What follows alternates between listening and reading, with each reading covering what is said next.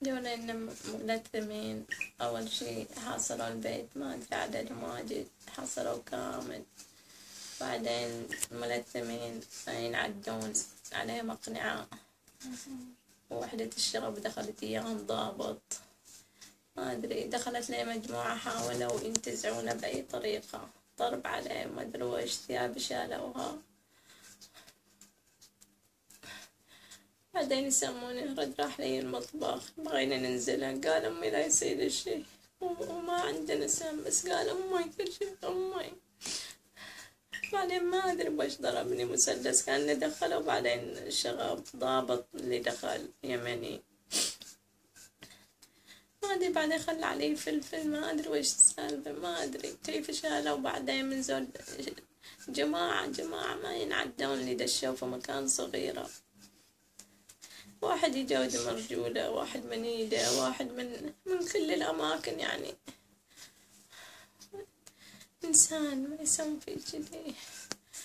لو إرهابي عنده مسدسات وعنده أشياء ما يحاصرون كذي. إنسان عادي ما عنده شيء، كيف هم خايفين منه حق وايش؟ أحد يجي وقت متأخر إلى شخص عادي، شخص عمره صغيرة، ما حيجي لشخص بهالوقت، شخص عادي.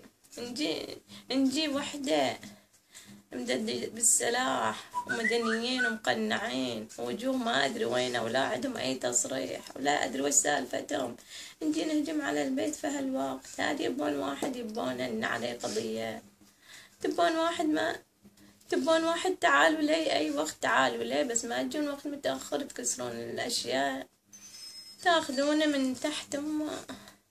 أي إنسان، أي رحمة هذه. هذا اللي سووه قدامي صعب، وش خانته هناك أنا ما أشوفه، اللي سووه صعب، وش بيسوون فيها الحين؟ اللي شفته قدامي طلعوا ما في روح، وش بيسوون فيها الحين؟ اللي شفته صعب، الله يسهل صار صعب، ما في يوم تتحمل، ما أعتقد. صعب يشيلوا ولد 12 من تحت، إيش صعب، ما حد يرضى، ما حد يرضى على أولاده، صعب يشيلون ولد.